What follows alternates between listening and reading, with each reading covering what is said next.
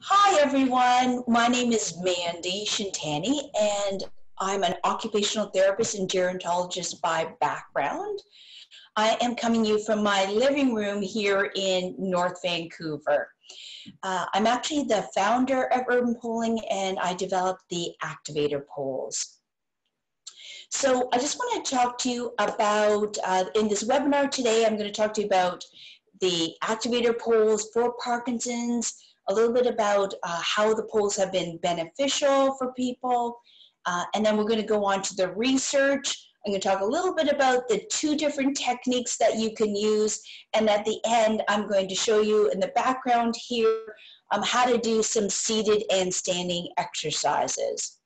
So Nordic walking is kind of the generic name. We've coined it here in Canada as urban polling, has been used by people of all different conditions for the last 15 years. However, I would say that the people who call us the most and let us know about the changes that they have noticed and the benefits by far are people with Parkinson's. So a lot of people have noticed changes immediately. For other people, it does take a while to learn. I found myself, it took me a good 3 months before I really felt like I got the techniques down pat. But as I mentioned, for some people with Parkinson's, they'll notice an immediate change, usually right away with their posture is one of the things that they'll notice right away. So let's just go back to, well, what is Nordic walking? Again, how we've coined it as urban polling here in Canada. So basically, this isn't a sport that really became popular through the Scandinavians. And as you know, the Scandinavians or the Swedes are the healthiest people, or one of the healthiest people on the planet. They tend to live one of the longest as well in terms of their mortality. And when I asked my Swedish neighbor, what is it that you guys are doing? She said, you know what, we're really just walking, which I found fascinating in itself. When you think about all the different things that people get you to do, and the healthiest people on the planet are just walking. And she said, but also we do an activity called Nordic walking. We use walking poles when we walk. I'd never heard that before. And basically what it is that your upper body is doing a technique somewhat similar to cross-country skiing. So your upper body is moving back and forth, same movement as regular walking, but your elbows are straight and you're swinging them out nice and wide. And your lower body is just walking on urban settings such as sidewalks or streets. Or, you can see this couple here, they're on a hiking path that actually is just down the road from where I am. So you're basically just walking, but using specialized walking poles. The reason why there are so many benefits is that it is based on cross-country skiing, which has the highest cardiovascular workout of any fitness activity. So from there, what I looked at was the research. There are now, this is 299, there are now 300 independent peer-reviewed studies on PubMed. 19 of those are on Parkinson's. So there is a ton of research on this, but I'd like to talk to you more specifically about, well, what are the benefits for people who've got Parkinson's disease, okay? So we know that as we age, and as part of the symptoms with Parkinson's, is that we all tend to walk more with a stooped posture, and we also walk with a smaller step. We tend to walk very flat-footed, but when you are using walking poles, what happens is, well, first of all, when you press down on the ledge, it makes you stand more upright, okay? And you've also got support on both sides of your body, so you feel more confident. You can take a bigger step, and you tend to walk faster as well.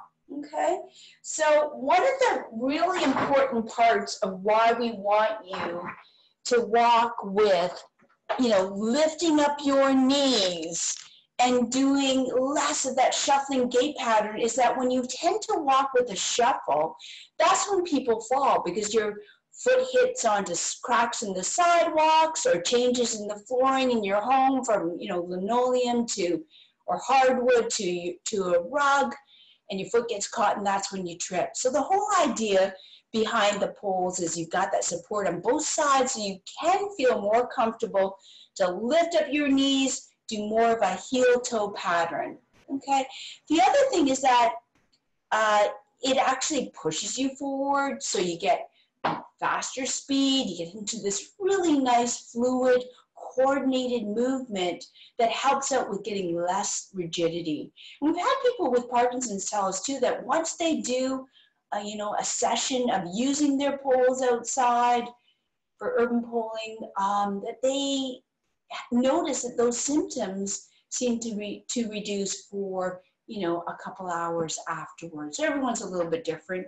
Every time you press on the base of this handle here and you push down, that's also going to help out with core strengthening, which I'll explain a little bit later on as well.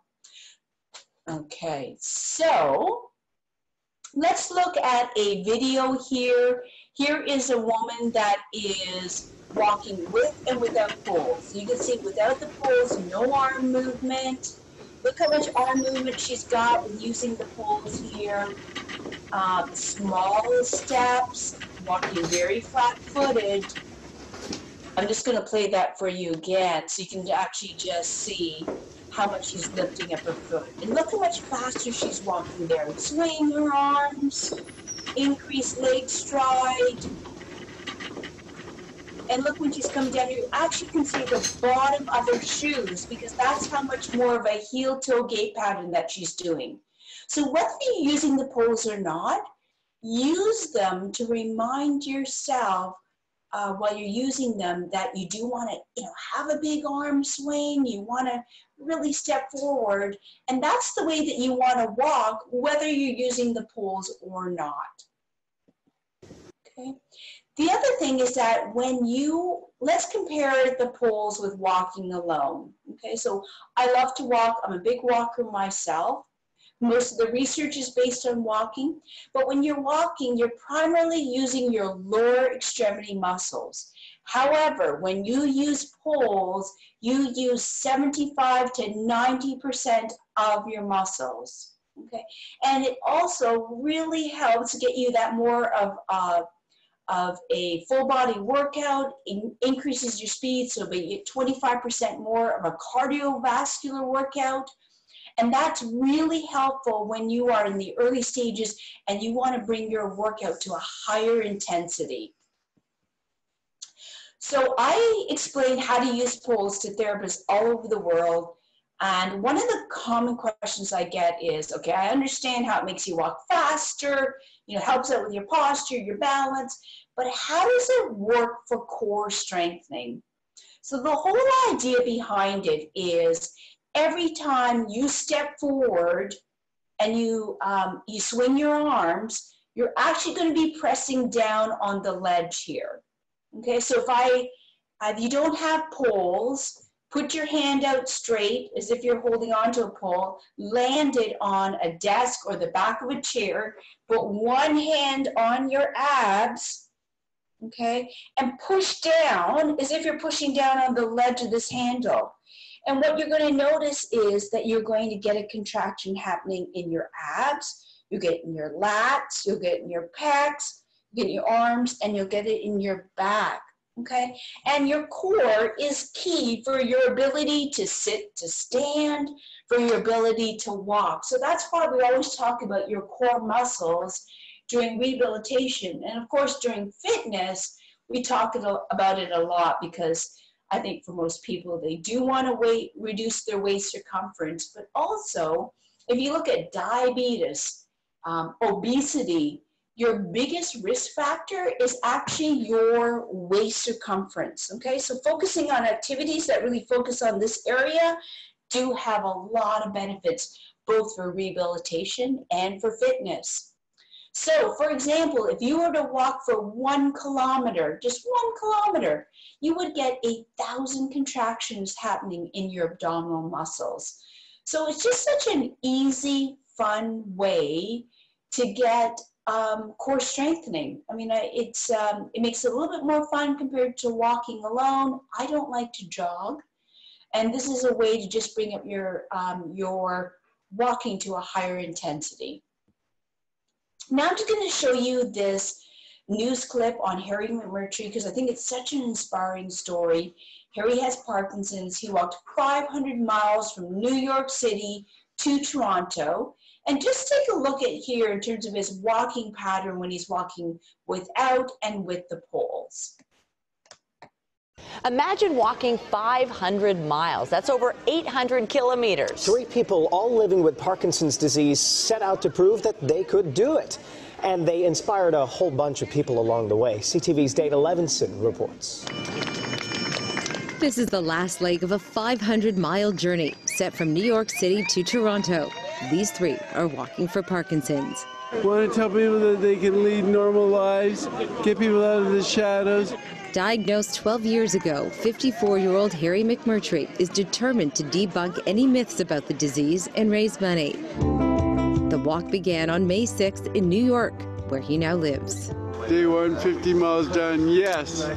Originally from Toronto and was a lawyer here for many years, he wanted to walk back to the city with his 2 friends, Sue Thompson and Dr. Ross Sugar. Both also live with the disease. Today, McMurtry was joined by longtime friend Louise Russo, who he represented after she was shot and paralyzed.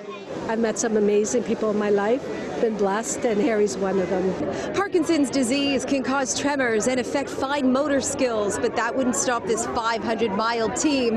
They were up every day at 5 a.m. and walked 7 hours every single day. McMurtry was greeted by the mayor.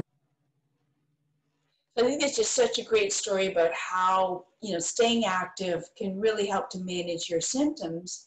Hopefully what you notice there too is that when Harry was walking, he tended to walk with more of a stooped posture, and he wasn't swinging his arm as much on one side as he was the other. And arm swing is really important for balance as well. As I mentioned earlier, the more that you walk with that, with a functional pattern, the less likely that you're at risk for falls as well.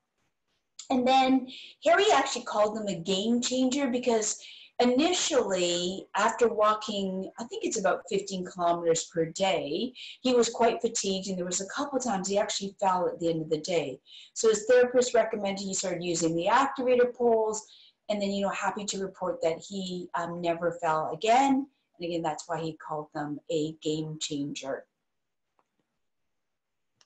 So you can see the fellow in the middle here. He is using a walker. The challenges with the walker is that people tend to walk more with a stooped posture. As much as we tell people, stay close to the walker, I think, all of us can say we can see people in the community walking that stooped posture.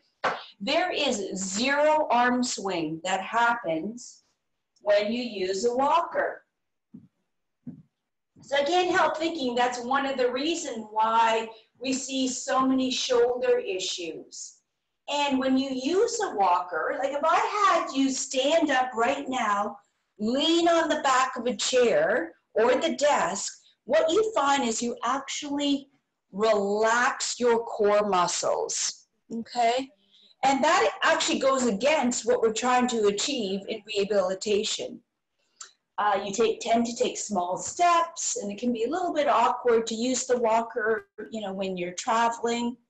And then I've got my boyfriend, Brad Pitt, on the other side, now that he's available, to show you some of the issues with using a cane. And that is that you lean to one side, so you're changing your posture, you're changing your muscle balance, and you change your arm swing. Okay, whereas this is actually Dr. Jack Taunton. He was our chief medical officer for the 2010 Olympics. He doesn't have Parkinson's. He's actually had 7 spinal surgeries. And, what he likes about his normal gait. He walks a tremendous amount every day. And there's also just the perception. He loves He loves the way that people perceive him when he's using the poles, as if he is still an athlete. He was a top marathon runner, and he just feels like the poles motivate him to walk more when he's outside. So here's just a little quick video of just a comparison of the walking with the poles versus the walker. Okay, so again, in terms of contraindications, if you are already using a walker or cane, you know, go see your therapist and talk to her, is our Nordic walking poles appropriate? They're really not recommended without your therapist's approval, you know, past the mid stage. So mid to late stages, you're going to use the poles more for balance. Again, discuss that with your therapist, and also with people with dyskinesia. Okay, because with dyskinesia, the poles may be more of a tripping hazard rather than a benefit. So again, consult with your therapist or your rehab professional about using poles. And the other option is you use your cane, your walker as your daily exercise, but you use poles as part of your fitness routine. So I'm going to talk to you about two different techniques. If you are in the early stages of Parkinson's, you know, there's been a recent research study that has come out, and what it shows is that you'll get optimal benefits from exercise when you work at, let's say, 80% of your maximum heart rate. And so one thing that is really convenient about the poles, as I mentioned earlier, is that it is a full body workout. So you can actually use the poles to really bring up your heart rate if that is your goal. And in order to do the technique where you really want, you're in the early stages, you really want to get more into a fitness kind of walking, I'm going to go back there again. You're actually going to keep your elbows straight, okay? Your pole is going to be now on a diagonal. Okay, see how my poles are on a diagonal? It's always easiest to learn by dragging the poles, but eventually, so you get that opposite arm and leg, it's exactly the same movement as walking, so don't think too much about that. But basically, you're going to get to the point where you are going to do a really long arm swing. And when you get to this point, you're going to push down on that ledge and push yourself forward. So a little bit hard to show you my living room, but let me just quickly move out of here for 1 minute. I want to show you, we actually do have videos, and if you go to our website, urbanpoling.com, look under Getting Started, you will see there are, like, this is the urban poling or Nordic walking technique. I'm going to click on that, and then there are actually videos on how to set up your poles and then how to do the technique. Because today I won't have time to actually go through with you all the different steps and the stages of it. So I would suggest if you've got time and you're really interested in the urban poling technique, you go look at the videos first. Okay. Now, let's say you're past the early stages and you just want to use your poles more for walking, just to feel like you've got more balance, more support. You just want to feel more confident about walking. You just want to be able to walk a little bit further in your neighborhood, or even, you know, doing loops around your house. I'm going to suggest a different technique, and that's called, we've coined it as being the activator technique. So same thing, go back to our website, urbanpoling.com, go under Getting Started, and it will show you a video about how to set them up and how to do the technique. But in a nutshell, in this particular technique, what you want to do is you want to have your elbows bent at a 90-degree angle, okay? So remember before I said keep your elbows straight for the urban poling technique. For the activator, keep your elbows bent at 90 degrees, okay? And the difference is I'm just going to move this chair out of the way. The difference is your pole is actually going to be vertical. See how right now I'm keeping my pole nice and straight?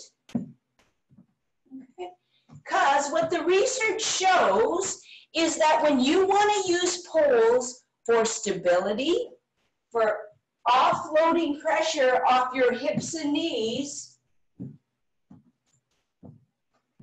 and for balance, you want to keep them now in a vertical position, as you can see the bar here in the picture. Sorry, my apologies. So you can see here, same thing, it's just opposite arm and leg. Again, try not to think about opposite arm and leg, because the more one thinks about that, the more challenging that is. Whereas that'll come more natural, okay? Think more about, oh, keeping my elbows bent, keeping the pole vertical. And remember, you do want to use the right and left pole, okay? There is an R and an L at the top. The whole reason that matters is that the handle is ergonomic and you want that ledge to be facing outwards, okay? If you don't have the ledge facing outwards, you don't have anything to press down on for your balance. So just in terms of the pole itself too, I'll really talk to you quickly about the adjustment of it. So if you are using poles today, I'm going to show you some exercises. If you got a strap, I would just suggest you don't use the strap today, because the reason we made it without a strap is that there's a German study that shows that Nordic walking is very safe, but the highest rate of injury is the strap itself. So it's if the pole gets caught, or if you trip, you're still attached to the pole, so you go down with it. So, so that's why we developed this ledge instead. The other thing is that it does have a button lock system on it. This actually holds up to 200 pounds. And you can tell, you can adjust your pole by looking at the white line on the bottom, and then that should match up with the holes on top. And again, if you just put your elbow at a 90 degree, then you can adjust the height of your pole to that 90 degree. Now, when we go to do the seated exercises, you actually want to reduce the height of your pole, okay? You want to bring it down because you don't want your hands way up high for doing the exercises. You want to have really nice upper body posture, but you don't, and you want your shoulders to be, you know, up and back, but you don't want them hunched up here. Otherwise, that's going to give you more shoulder and neck pain later on. Okay, so we're going to lower the height. And in the next video, what I'm going to do is just show you some seated and standing exercises. And pole going, move the opposite pole to counterbalance the body.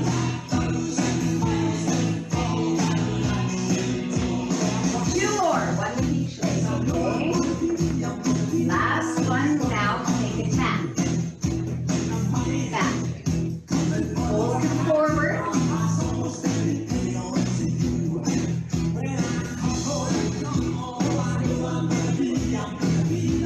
Make sure you maintain a wide base of support. One more. Now lift and plant. Lift and plant.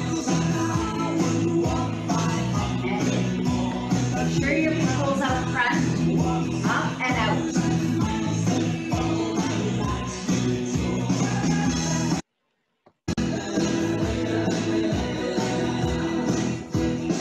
Eyes are up. Good to go. Excellent, everybody. Really good job. High knees. Okay, so I'm going to stop sharing. And I'm going to go to the back of my living room and I'm going to show you guys some seated exercises. So if you've got poles, please join me. Please grab them and join me. But of course, if you don't have poles, you can do all of these movements along with us. Okay. So as I mentioned, the first thing I'm going to do though is I'm going to shorten my poles. I normally have them on hole number 8. I'm going to bring them on hole number 4. And then other safety things is I've got on really sturdy hiking shoes. I'm going to take my sturdy chair and I'm going to put them against the wall here so that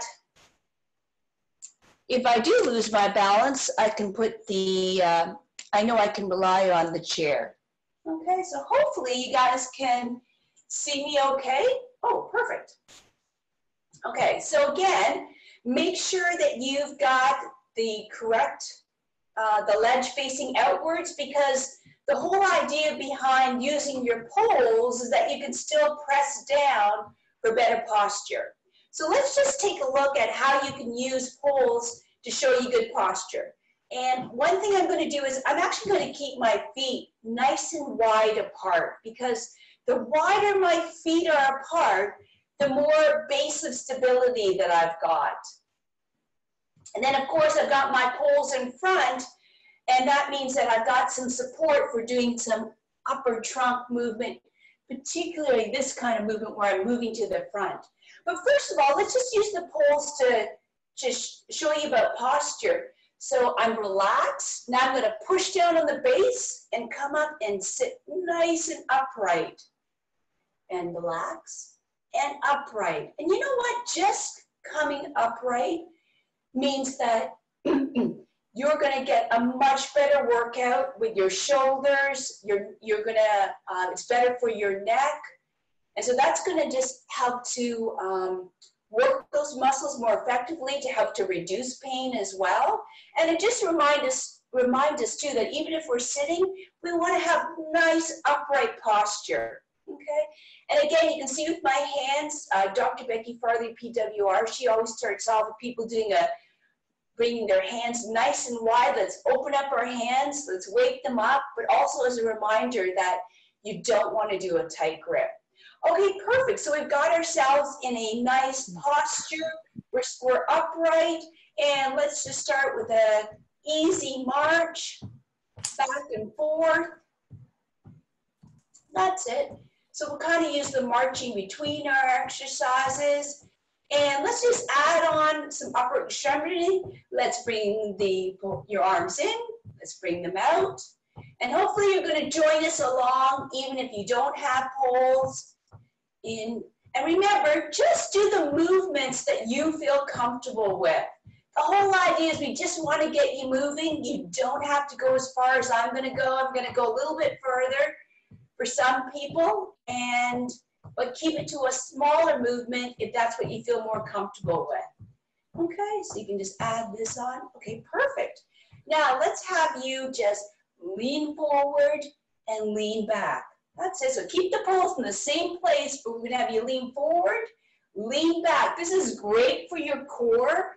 And also, anytime you do weight shifting, front and back, side to side, that's really going to help out with your reaction time, help to, if you do, help to prevent falls as well, because the faster you can react by your weight shifting, the less likely you're going to have a fall. That's it. So forward and back. Now let's go you forward, and now this time bring it nice and wide back. Bring it forward, wide back. That's it. Really stretch out those shoulders. Okay, let's do that for 3 more times. 1, 2, and 3. Now what I'd like you to do is we're going to do the breaststroke together. Okay, so we're going to bring the poles out forward. We're going to do a big circle, come back together. Push forward, big circle, come back together, push forward. So this way I'm getting shoulder range of motion. I'm moving I'm shifting my weight back and forth. Okay, so we can do this one. And again, if you don't have poles, just lean forward, bring your arms apart, together, forward, apart. That's it. So let's do 3 more of these. 1, 2, 3. Excellent. Okay, now let's go back to marching again. Let's do the marching for 4 steps, and then let's kick out for 2. So 1, 2, 3, 4, kick, kick. 1, 2, 3, 4, kick, kick. 1, 2, 3, 4, kick, kick. Let's do that one more time. 1, 2, 3, 4, kick, kick. We'll do it one more time. 1, 2, 3, 4, kick, kick. Okay, very good. We're going to move on to jumping jacks now. We're going to bring the poles in, and we're going to bring them out. Bring them in, bring them out. That's it. Bring them in together and bring them out. So this really works on hip, ab, and adduction. So the 3 areas they say from the one of the biggest fall prevention studies is hip, ab, and adduction, knee flexion extension, and your ankles. Okay, so having said that, let's do a few ankle movements. And that is bring your foot out to the side, but really bring your toe up to the ceiling and really flex those ankles. Because you ever notice that when you fall a lot, oftentimes it's your ankle that has given out on you? That's why ankles are so important to include that in your exercise. That's it. That's it. Okay, let's do 3 more of those. 1, 2, 3. And actually, let's just point with our toes so we can go the other direction. Point out to your toes. Toes out to the side.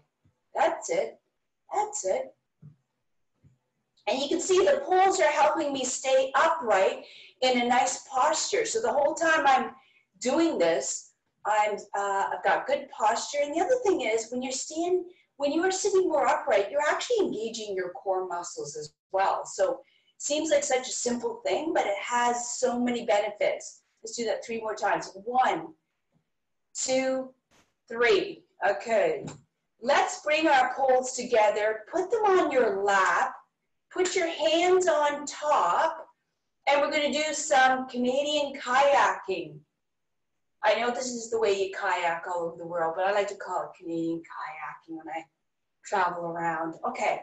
So we're just doing some shifting back and forth. And again, see how I'm shifting my weight back and forth from my right and my left buttocks? Again, great for balance. Okay, so if you're able to just do smaller movements, just do small like this. But if you can, you want more of a workout, go big. You can go as big as you want in terms of these movements. Okay, that's it. That's it. Good, good, very good. Okay, now let's keep it with that where let's just give your arms a bit of a break and let's just go back to the marching. And let's give a couple kicks. Kick for that knee extension flexion. 1, 2, 3, 4, kick, kick. 1, 2, 3, 4, kick, kick. And let's use the poles to just bring it side to side. That's it. You're just nudging that person out of the way. Give them a little bit of push side to side, nudge that person. You want to do some social distancing. Okay, that's it. And again, I'm shifting my weight back and forth. Okay, great. Now what I'm going to do is, just like you saw in the video, I'm going to show you some standing exercises. So now, if you're able to, Emma, do we have time for a few standing exercises? Yep. Okay, great. Okay, so now what I want you to do is you're going to actually lengthen out your poles because I'm going to have you stand now. Okay. So give me a couple minutes to lengthen those out. I'm going to move this chair out of the way. Just going to look at it. Perfect. Okay. Now, let's let's just go back to marching.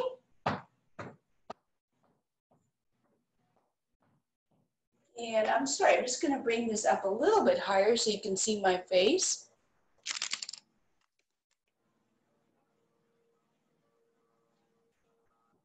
Oh, it's a little bit too high. Sorry about that. So you can keep on marching if you don't want to lose a beat there. That's it. Remember, press down on the ledge if you want to be able to stand nice and upright. Okay, now let's do a few dance moves. Let's bring your foot out to the side. And you put a bit of a bounce in there. That's it. And out to the side. So we're doing some balancing on one foot.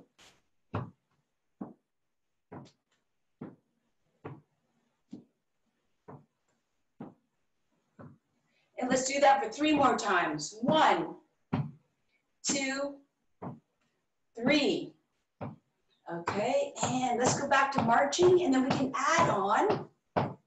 You can either go, let's do forward and back.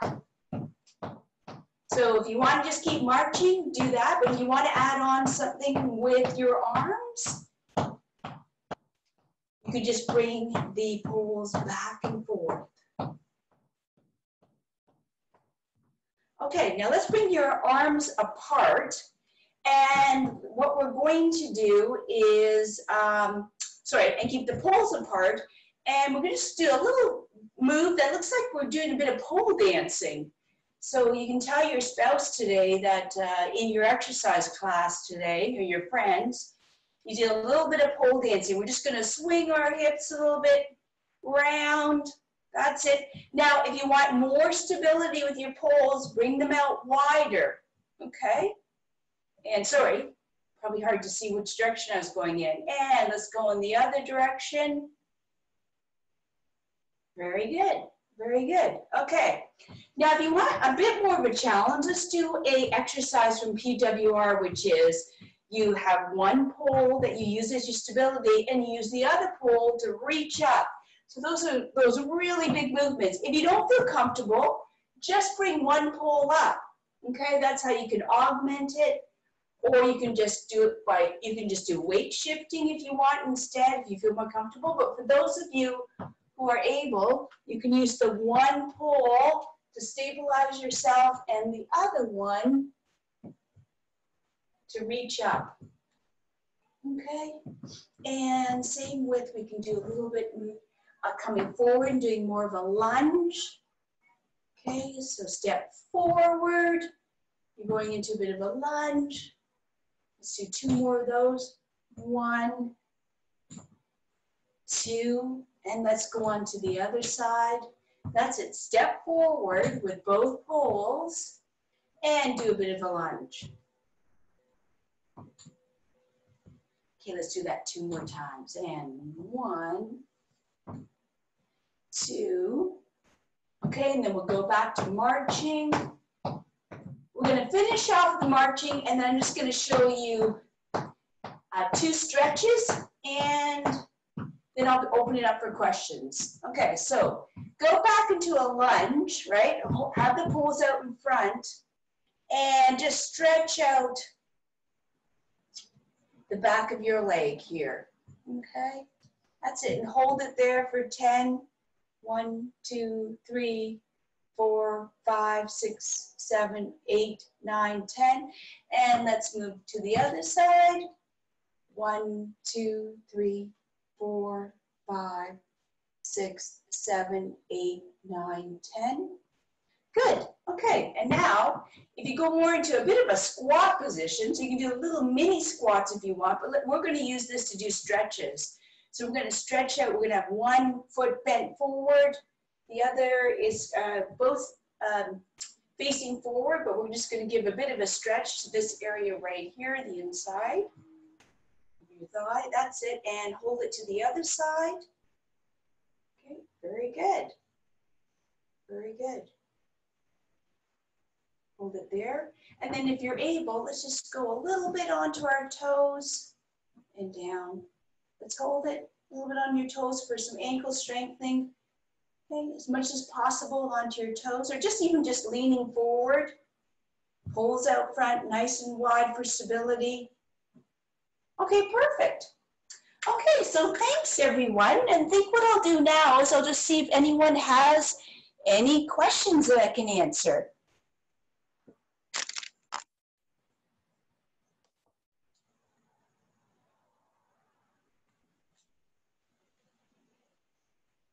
So if you have any questions, Emma, should they just put them in their chat box or just unmute themselves? How would you?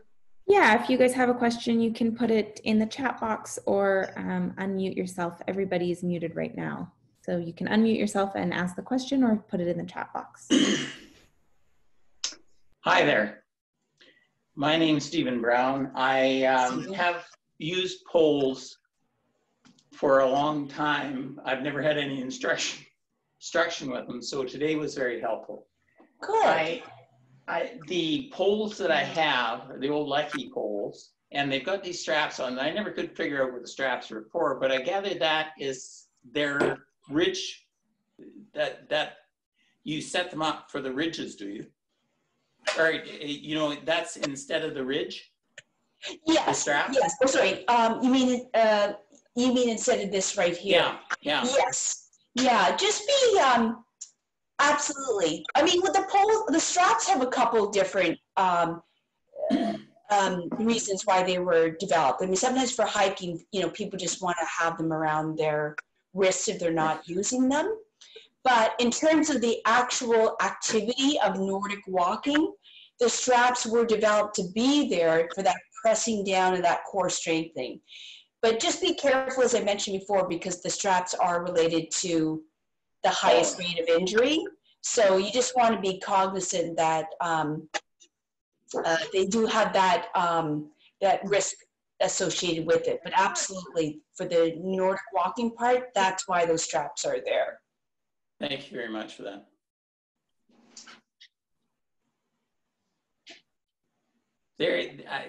If I could say one more thing, they've been absolutely fabulous poles. I was wondering if your poles have a spring in them. No, you know what? Our poles have 3 anti-vibration features. What I found with the spring is, I mean, there are other good poles around. Yeah. So I just want to, clarify that. But I really don't suggest people get an anti-spring, because what happens is when you press down on the pole, it actually moves down and up, which is not a functional movement for walking. And I think not only does that kind of distract you away from walking the way that you should, but potentially I found for people that they found that it actually hinders their balance because they've got that kind of down up movement. So again, look for a pole that's got more anti-vibration. You can tell it's got good anti-vibration because when you use it, you won't hear that constant kind of jiggle jiggle sound, and that means there's a lot of vibration happening. So yeah, but I looked at anti-vibration, but for people with neurological conditions, I really don't recommend them. Thank you. Oh, that's great. So you recommend the activator poles? Well, okay, I'm partial to them because I did develop them. So I just want to say that, just saying to Stephen, there are other good poles around, but what we did was we kind of looked at how to make a pole safer and more effective for rehabilitation. And that's what we came with the design. But what I would say to you is you want to make sure that you've got a good quality pole. Like I always cringe when I hear therapists say, go to Costco or Walmart and just, get a cheap pair. The problem with that is that it doesn't have a good weight bearing capacity, meaning that if you press down on it, it's going to slide. So just make sure that you've got one, that when you press down on it, it's going to have the ability to bear your weight. It's not going to, move when you need it for support. Most other poles, and we have them as well, have a turning lock system. And we found that for some people, that turning lock system, if you've got a neurological condition, is hard to lock and unlock. So that's kind of why we came up with this button lock system instead, because once the button is in place, you know that it's not going to slide, and it's a lot easier to put the button in place than it is to actually use the movement for locking and unlocking. So the other thing you can do, which you actually can use on other poles as well, is we change this into a bell-shaped tip, and that just gives you more stability, and it makes it so that it keeps the pole more upright in a vertical position. So I don't know if you remember, but I was saying before that whenever you want stability, keep your pole vertical.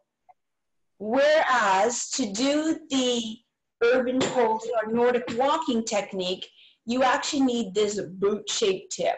Okay, so that's what you'd find on like a true Nordic walking pole, is it's got a boot-shaped tip, and this is for you to do the urban poling technique, and that boot-shaped tip actually rolls you forward, and that's what makes you go so fast. Okay, so that increases your cardio workout. Excellent. Great. And you can also use just remember, you can use the poles as well for your annual walk event. Sorry, and what's the name of it? The Step and Stride, yeah. Step and Stride, yeah. That might make it easier for you. A lot of people here in BC used it for their annual walk. So thank you so much, everyone. I just want to say, too, I hope everyone is safe and well during this time. And thank you so much for inviting me into your home and explain a little bit about the benefits of using Nordic walking poles for people with Parkinson's. So take care, everyone. Bye-bye. Thank you. Bye.